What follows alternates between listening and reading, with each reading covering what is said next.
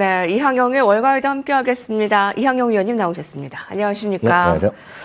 예, 긴 우리 안에서는 연휴를 보내고 왔는데 주말에 증시가 뉴욕 증시가 나쁘지 않았는데 오늘 아침에 참 실망스럽습니다. 3월의 첫 거래일이었는데 오늘 마감 상황 좀 마지막에 좀 급락한 부분 좀 어떻게 보셨어요? 네, 전체적으로 보면 3월 시장까지 특히 이제 초반까지는 그 변동성이 불가피한 역사적 흐름을 제가 한 2, 3주 전 똑같이 말씀드리고 있는데 오늘도 뭐 그런 연장선상이라고 좀 보고 있겠고요. 물론 이제 관세 전쟁이 본격화될 수 있다 이런 얘기가 또 나오고 있는데 그 얘기는 잠시 후에 헤드라인 시간에 전해드리도록 하겠습니다. 네, 자 그럼 바로 이항영의 인사이트 열어보겠습니다.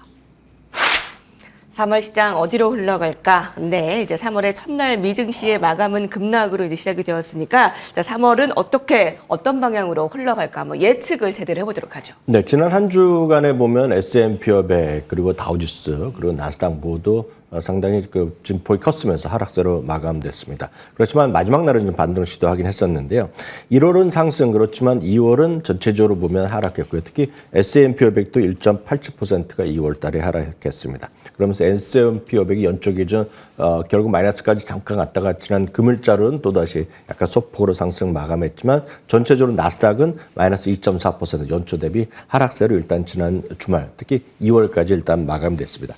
연초 대비 섹터별로 흐름 보면 대부분의 섹터가 그렇게 플러스 마이너스 있지만 전체적으로 보면 이렇게 썩 만족스러운 그림을 보여주고 있지 못한 것이 현실이 되겠습니다. 한편 2월 달만 보면 조금 더 부정적인 그림들이 많이 나오고 있는데요. 특히 임의 소비재 대표적인 것이 이제 여기 테슬라가 들어가 있는데요. 이게 좀 많이 좀 하락하는 모습을 보여줬다라고 보셔야 되겠고요. 특히 2월 달에 보면 테크 주식도 아래에서 두 번째인데 테크 주식도 많이 좀 하락했습니다. 그래서 전체적으로 보면 11개 중에 지난 한 2월 달에는 4개 섹터가 내려갔는데 그중에서 그런 것들이 대부분이 개인 투자가 시청자들 많이 선호한 섹터가 많이 몰려있던 것이 시장에서의 좀 불안감을 증폭시키는 그런 요인이었다고 보시면 되겠습니다. 연초 대비 히트맵을 한번 살펴보겠는데요. 일단 연초 대비를 보면 왼쪽 위에 있는 것들 대부분 여러분들 큰 그림이에요. 이건 이제 시가총액 순서대로 나온 거기 때문에 큰 것들 애플, 엔비디아, 마이크로소프트, 구글 이런 것들이 전부 다 하락세, 연초 대비 하락세를 보이고 있겠고요. 큰 것 중에서는 메타 그리고 벅스SOA 정도가 올라가고 있습니다. 이것은 2월 한 달 동안인데 2월 한 달 동안은 애플은 나름 선방을 했지만 또 여타 것들은 많이 좀 하락하는 모습을 보여준 것이 지난 2월 달의 흐름이 보겠습니다. 그러면 도대체 2월에 하락 마감한 특히 2월 중순 이후 본격적인 지금 나름은 좀 재미없는 장세, 변동 커져 있는 장세 오늘까지 이어지고 있는데 큰 틀에서 보면 한 4가지 정도 요인을 우리가 좀 주목할 필요가 있겠습니다. 예. 간단히 설명드리면 첫 번째는 성장에 대한 우려감입니다. 1분기 성장률이 주춤할 수 있다. GDP 나우 같은 경우가 있습니다. GDP 나우는 어틀랜타 연방은행에서 직접 매일매일 내지는 일주일 단위로 이제 미국의 현재 분기에 대한 GDP의 성장률을 이제 잠정적으로 이제 컴퓨터를 통해서 계산해내는 것인데요. 지금 지난 금요일자는 마이너스 1.5%, 오늘 같은 경우에는 마이너스 2.8%, 2분기 GDP가 마이너스 나올 수 있다는 그런 우려감이 있는 거죠. 거기다 오늘도 발표된 ISM, 지난 ISM 제조업이 좀 안 좋게 나왔지 않습니까? 오늘 50일 넘어졌지만 예상보다 안 좋게 나왔고요. 이번 주말에 나올 IM 서비스도 일단 주목되는 부분이 되겠습니다. 두 번째는 정책의 불확실성입니다. 오늘 현재도 이어지고 있는데 결국 관세 전쟁이 어떻게 이어질지 관세만 뭐 얘기만 가성 나오고 있지 결국 소득세에 관한 얘기 그 여타 정책에 대한 변수가 여전히 불확실성이 많은 거죠. 대통령은 바뀌었고 말은 많은데 여전히 불안감이 많이 있다는 거죠. 그러다 보니 모든 것이 오롯이 어디다 나타나냐? 한 2주간에 걸쳐서 나왔던 소비자 심리지수나 소비자 신뢰지수가 모두 안 좋게 나왔다는 얘기죠. 그런 것들이 소비자들의 불안으로 나오는 거죠. 소비자들의 심리가 불안하면 뭔가 물건을 사거나 서비스를 구입하기보다는 뭔가 좀 주춤하는 것이 현재 상황이 되겠습니다. 그러다 보니 이것이 오롯이 어떤 걸 더 큰 영향을 미쳤느냐? 2년 동안 시장을 압도했던 빅테크, 흔히 얘기해서 매그7 주식들이 상대적으로 부진한 것이 전체적인 흐름이 되겠습니다. 바로 이 그림이 되겠는데요. 이 그림이 매그7이 위에 오렌지색, 노란색 그림이 되겠고 아래쪽은 S&P 500이 되겠는데요. S&P 500은 상승세에서 약간 주춤한 정도지만 매그7은 작년 올해 말 초 대비를 해서 주가가 많이 떨어지고 있단 말이죠. 당연히 매그7은 연초 대비 이제 마이너스권을 가고 있고 매그7 중에서 지금 플러스 나오고 있는 것은 메타 플랫폼 제약은 전부 다 마이너스거든요. 그러니까 이런 큰 틀에서의 지금 전체적인 부진이 나오고 있는 거죠. 다음은 1월 상승하고 2월에 하락했던 지난번에도 한번 보여드렸는데요. 그랬던 경우에 남은 이번에 3월 달 그리고 남은 10개월 동안의 주가 추이를 보면 이게 전혀 아주 신기한 일이 아니라 자주 있던 일입니다. 1950년 이후에도 거의 10대 번 있었는데 그때 대부분의 경우 3월 달은 소폭 반등했고 결국 남은 10개월과 결국 연간으로 보면 대부분이 75에서 80% 확률로 주가는 플러스 났기 때문에 이런 것들은 왕왕 있는 일이라고 보셔야 되겠습니다. 특히 대통령 선거가 있던 해 그 바로 다음에 1분기의 모습이 되겠는데요. 그 다음 그림 보여주시면 항상 이때는 재미가 없었던 분기였습니다. 그러니까 대통령 선거 1년, 2년, 3년차, 4년차 보면 대통령이 취임했던 그 1년차가 가장 특히 1분기가 좋지 않았다는 것을 보면 이번에 했던 일이 크게 역사적으로 벗어나는 일이 아니었다라고 보셔야 되겠습니다.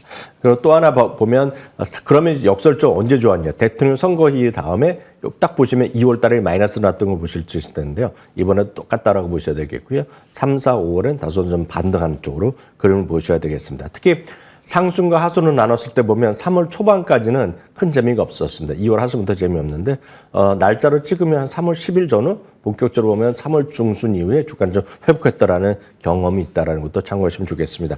결론적으로 말씀드리면 미국 증시에 대해서 너무 우려할 필요는 없다. 왜냐하면 이런 일은 왕왕 있었던 일이다라고 이해하시면 되겠습니다. 예. 연초 대비 3대 지수 가운데에서는 나스닥 지수가 가장 많이 하락했습니다. 자, 이로써 빅테크 기업들의 하락률이 컸기 때문에 국내의 서학개미들의 체감 하락이 좀 더 크지 않았나 싶습니다. 자, 2월의 중하순부터 3월의 초중반까지는 통계적으로 좋지 못한 때입니다. 자, 이것을 지나고 어떻게 좀 지나갈지 계속 좀 분석을 해보도록 할게요. 또 거기에 이번에는 또 관세라는 또 특별한 이슈가 있죠. 오늘 첫 번째 헤드라인 살펴보겠습니다. 멕시코 캐나다 관세 시행 현실화될까? 네, 관세 발효 하루 앞둔 경계감이 컸습니다. 자, 관세 매내 캐나다, 멕시코 25% 부과 여지 없다. 자, 이런 협상의 성과가 좀 없었다라고 볼 수 있을까요? 그거는 뭐 뚜껑을 완전히 일러봐야 될 것 같은데 오늘 있었던 일 보면 일단 상무부 장관이 시행된다라고 얘기했고요. 네. 관세율은 트럼프 대통령이 정한다 얘기를 했는데 바로 이후에 이제 트럼프 대통령이 직접 이제 발표한 것이 나왔습니다. 이거 지금 이번에 시행된다. 당장 4월 3일부터 내일부터 이제 시행된다는 얘기 미국 날짜로 화요일부터 시행되는데 이거는 이제 얘기했다시피 여전히 협상을 하고 있고 근데 어떻게 될지 모릅니다. 지금 한다고 이제 또 네. 발표했는데요. 문제는 이게 정말 뚜껑이 열려갖고 진짜 될지 안 될지는 아무도 모른다는 그런 불확실성이 있다는 겁니다. 물론 트럼프 때도 이번 분명히 한다는 얘기하고 있지만 진짜 할지 안 할지는 아무도 모르죠. 여튼 주가가 바로 이런 영향 때문에 오늘 나름 플러스 보합까지 갔었고 시작할 땐 나쁘지 않았었는데 중간 이후에 계속해서 주가가 크게 흘러내리고 막판에 조금 하락폭이 만회한 정도가 되겠는데 그러다 보니 히트맵 보더라도 오늘 웬만한 주식들이 다 내려갔고요. 그나마 선방한 것은 오른쪽 위에는 필수 소비재가 되겠고요. 중간 하락은 헬스케어입니다. 이런 것들이 대표적인 이제 방어적 섹터라고 얘기하는 것들인데요. 그런 것들은 나름 선방했고요. 가운데 딱 보면 구글과 메타가 있는데 그 바로 옆에 있는 초록색 끈이 또 통신입니다. 그러니까 전형적으로 그런 세 개의 섹터가 네 개 서너 개 섹터가 우리가 흔히 얘기해서 방어적 섹터거든요. 그러니까 그런 것들은 상대적으로 어느 정도 선박했지만 전체적으로 재미없었다고 보셔야 되겠습니다. 그럼 도대체 멕시코나 캐나다 그리고 중국 이제 10%에서 얹어서 10% 하는 거가 지금 사람들이 얘기하는 트럼프 정부에서 얘기하는 관세 부과율이 되겠는데 이 그림 한번 흥미로운 거 한번 보시면 좋겠는데 이거는 미국의 이 수입하는 품목별로 각국이 어느 정도에 해당하느냐는 것인데요. 한번 보시면은요. 딜리버리 트럭 같은 거가 제일 위에를 말씀드리면 미국 이제 트럭킹이기 때문에 모든 것이 트럭으로 왔다 갔다 하는 거 아닙니까? 거기 보면 멕시코, 그다음에 캐나다, 그리고 뭐 중국 회색은 기타 국가인데요. 실제로 보면 큰 것들이 대부분이 캐나다라든가 미국에서 오는 것들이 꽤 많이 있습니다. 그리고 여기 관세를 부과하면 어떻게 되겠냐는 것인데 여기서 또 아이러니가 있습니다. 미국이나 캐나다나 그런 멕시코에서는 경계에서 많이 싸움이 있는데 자동차만 하더라도 여러분 들어보셨습니까? 멕시코에 있는 자동차 공장, 캐나다에 있는 자동차 공장이 알고 보면 다 미국 회사입니다. 일부 이제 우리나라 회사도 있고 일부 뭐 폭스바겐이라는 회사가 있지만 대부분 미국 회사가 있고 음료 이런 것들은 대부분 다 마찬가지거든요. 그래서 그런 것들이 얼마나 현실적으로 됐을지 모릅니다. 오늘 같은 경우에는 또다시 여기에다 이제 농산물도 예외 없이 다 부과한다고 얘기했거든요. 농산물 하면 농산물을 다 멕시코나 이런 데서 오는 건데 농산물에서 관세를 부으면 그 먹는 사람 다 누가 먹습니까? 당연히 미국 사람이 먹거리 가격에 그 영향을 미치기 때문에 이게 모르겠습니다. 현실화 될지 안 될지 모르고 이게 항상 협상의 기술로 유명한 트럼프 대통령이 어떻게 나올지 모르겠지만 시장은 앞서 말씀드렸던 어떤 변동성을 싫어하고 불확실성을 싫어하는 것들이 여지없이 시장에 좀 반영되고 있을 뿐이다라고 이해하시면 되겠습니다. 예. 네. 자, 이제 하루 앞둔 이 경계감 그리고 불확실성이 지금 최고조에 달했다라고 볼 수 있는데 이제 실제로 이제 발효 또 이제 코앞두고 또 어떻게 바뀔지 모르기 때문에 불확실성이 이렇게 발목을 잡네요. 예, 다음 헤드라인 이어가 보겠습니다. 네, 이제 좀 다른 상황을 보도록 하겠습니다. CNBC에서 보도했는데요. 헤지펀드가 주목하는 떠오르는 스타라고 얘기를 했습니다. 요즘 뭐가 좀 보인다 하더라고요.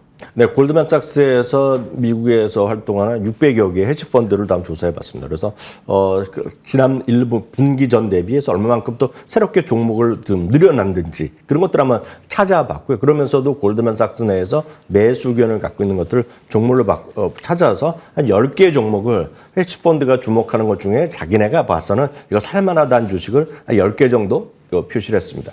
여기 보면 숫자에 대해서 어떤 건지 말씀드리면 헤지펀드가 갖고 있는 어떤 기관들의 숫자입니다. 기관들이 24라는 거는 월트 디즈니를 소유하고 있는 투자하고 있는 헤지펀드가 그만큼 늘어났다는 그런 얘기고 그런 것들이 과거의 경험을 보면 골드만삭스가 봤을 때는 주가가 올라갔을 가능성이 크더라. 뭐 그런 얘기를 하는 겁니다. 여기에서 이제 요즘 좀 볼만한 것들 뭐 어제 오늘 주가 다 내리긴 내렸는데요. 로빈후스라든가 서비스나우 그리고 유나이티드 항공 세일즈포스 그리고 쿠팡 우리나라 기업인 쿠팡이 미국에 상장돼 있지 않습니까? 네. 골드만삭스가 특이하게 쿠팡도 이들 종목 중에 하나에 포함됐다는 것도 참고하시면 좋겠습니다. 네, 쿠팡까지 봤고요. 자, 마지막 헤드라인 이어가 보겠습니다. 마켓워치에서 보도했습니다. 실적에서 확인한 최고의 주식. 이제 실적 시즌이 이제 마무리됐습니다. 근데 마지막에 엔비디아가 대미를 장식했는데 좋지는 못했어요. 자, 그러면 이번에 실적 시즌 마무리에서 가장 좋았던 종목 좀 뽑았네요. 네, 모건스탠에서 뽑은 거를 CNBC에서 보도를 했는데요. 실적 발표 이후 역시 모건스탠 자기네들이 봤을 때는 투자 의견을 갖고 있고 그들의 입장에서 보면 목표 주가까지 괴리율이 좀 큰 거다라고 여기서 찾아놨는데요. 여기 중에서 네 종목을 딱 집어서 얘기를 하고 있습니다. 모건스탠리는요. 첫 번째는 커민스입니다. 전 세계 디젤 및 천연가스 엔진의 대표 기업이라고 보셔야 되겠고요. 로빈후스는 대표적인 아시다시피 핀테크 기업. 그리고 토스트는 우리나라에서도 요즘 보면 대부분이 이제 사람이 계산하는 것이 아니라 메뉴도 여러분들 다 뭐 아이패드나 이런 거 돼서 메뉴도 뽑고 뭐 이런 거 다 선정하고 이런 거 해주고 있지 않습니까? 그런 거 하는 대표적인 기업이 미국에서 토스트라는 기업이 있거든요. 이렇게 보셔야 되겠고 시게이트는 아시다시피 하드디스크나 그런 것들을 관리하는 회사 및 그런 클라우드 회사들이 있는데요. 이 네 개를 지금 오늘 모건스탠리는 이번 1분기 실적을 확인하고 나니까 자기네가 봤을 때는 매수할 만하다라는 정보로 네 종목을 꼽아놨기 때문에 시청자분들도 공부해 보시면 좋을 것 같습니다. 모건스탠리는요, 테슬라를 탑픽으로 꼽고 추가 하락 시에 비중 확대를 하겠다라고 내비쳤습니다. 자동차 판매보다 로봇공학이 성장 촉매가 될 것이라며 비중 확대 의견을 내놨다는 것도 확인하시기 바랍니다. 이항용 위원님과 함께했습니다. 감사합니다.